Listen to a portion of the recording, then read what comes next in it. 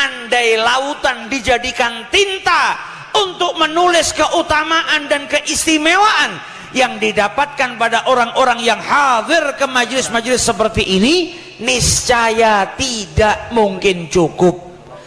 Lautan di muka bumi ini andai kata dijadikan tinta untuk menulis keutamaan orang yang bersalawat kepada Rasulullah, untuk menulis orang-orang yang berzikir kepada Allah, untuk menulis keutamaan orang-orang yang menuntut ilmu, duduk bersama orang saleh, duduk untuk mengingat Allah subhanahu wa ta'ala, maka tinta yang banyaknya sebanyak lautan yang ada di muka bumi ini belum tentu cukup untuk menulis keutamaan-keutamaan tersebut. Al-Imam Al-Ghazali dalam kitabnya Mukasyafatul Qulub meriwayatkan satu hadis tentang keutamaan salawat kepada Rasulullah. Satu saja yang sudah membuktikan begitu besarnya keutamaan yang insya Allah pada malam hari ini kita dapatkan. Kata Imam Al-Ghazali, Rasulullah Sallallahu Alaihi Wasallam bersabda, ada satu malaikat yang diciptakan sama Allah yang besarnya luar biasa. Malaikat niku kathah. Disabdakan oleh Nabi, di langitnya Allah itu tidak ada satu jengkal pun, tidak ada satu kilan pun, terkecuali di situ terdapat malaikat Allah yang beribadah menyembah Allah subhanahu wa ta'ala. Nah, dari sekian banyak para malaikat, ada satu malaikat yang luar biasa besarnya. Dikatakan oleh Nabi Muhammad, malaikat yang besar niku kepalanya menembus langit Allah yang ketujuh, kakinya menembus bumi Allah yang ketujuh. Berarti malaikat ini besarnya melebihi daripada bumi. Malaikat yang besar tadi memiliki dua sayap. Sayap yang kanan panjangnya sampai ke paling baratnya dunia, sayap yang kiri panjangnya sampai ke paling timurnya dunia. Di kedua sayap malaikat tadi terdapat bulu. Bulunya sebanyak makhluk Allah yang ada di muka bumi ini. Berapa banyaknya kita sudah tidak tahu. Makhluk Allah berarti manusia, jin, hewan, syaitan, tumbuh-tumbuhan, itu semua makhluknya Allah. Kapan ada makhluknya Allah? Mulai dari dunia diciptakan sampai yaumil qiyamah. Berapa banyak jumlahnya tidak terhitung. Itu malaikat cuma satu, punya dua sayap. Di sayapnya terdapat bulu. Banyaknya bulunya atau jumlah daripada bulunya itu sebanyak makhluk Allah yang Allah ciptakan. Kata Nabi Muhammad, kalau ada satu orang yang bersalawat kepadaku, maka ini malaikat diperintahkan oleh Allah untuk menceburkan dirinya ke dalam sungai yang terbuat dari cahaya yang letaknya di bawah arasnya Allah. Setelah menceburkan dirinya ke dalam sungai itu, malaikat keluar dari sungai tadi, kemudian mengibaskan kedua sayapnya, dan dari kibasan sayapnya tadi setiap satu helai bulu meneteskan satu tetes air yang kemudian menjadi satu malaikat, yang mana malaikat tersebut bersujud di hadapan Allah, tidak mengangkat kepalanya dari sujudnya, bersujud beristighfar kepada Allah, memintakan ampun untuk orang yang bersolawat sampai hari kiamat.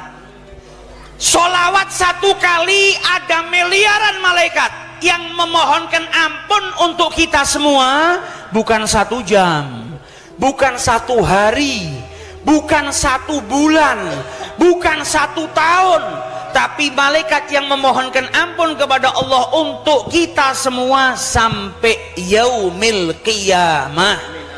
Maka dari itu dikatakan oleh Rasulullah, yang hadir majlis-majlis dzikir, majlis-majlis sholawat, kata beliau, qumu maghfuran lakum, bangunlah kalian dari majlis tersebut, niscaya dosa-dosa kalian diampuni oleh Allah subhanahu wa ta'ala.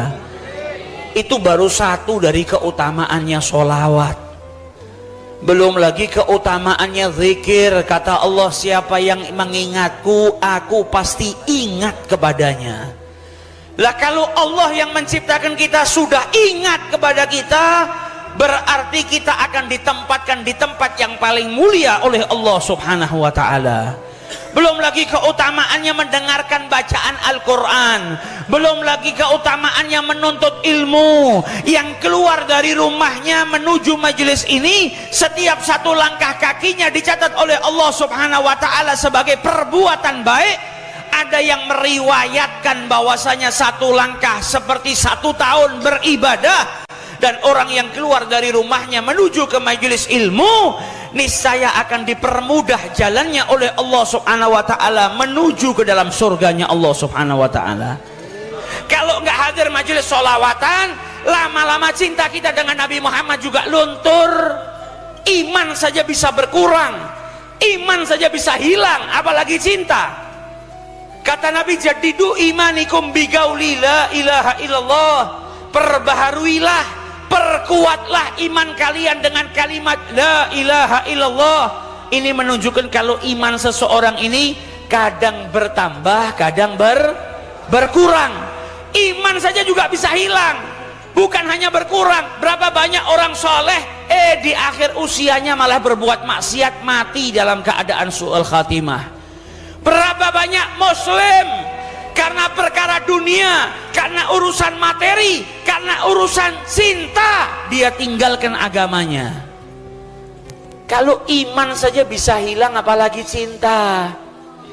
Berapa banyak dulu orang yang cinta kepada Nabi Muhammad, tapi karena jauh dengan sang Nabi, akhirnya cintanya luntur.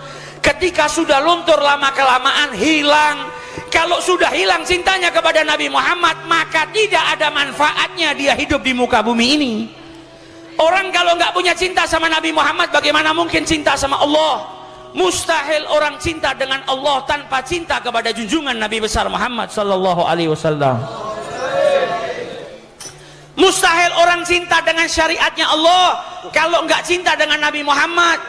Kata para ulama, senengo karo sing gawa, mengko awakmu bakal seneng karo sing digawa. Cintailah yang membawa syariat, nanti secara otomatis Anda akan mencintai yang dibawa oleh Nabi besar Muhammad sallallahu alaihi wasallam.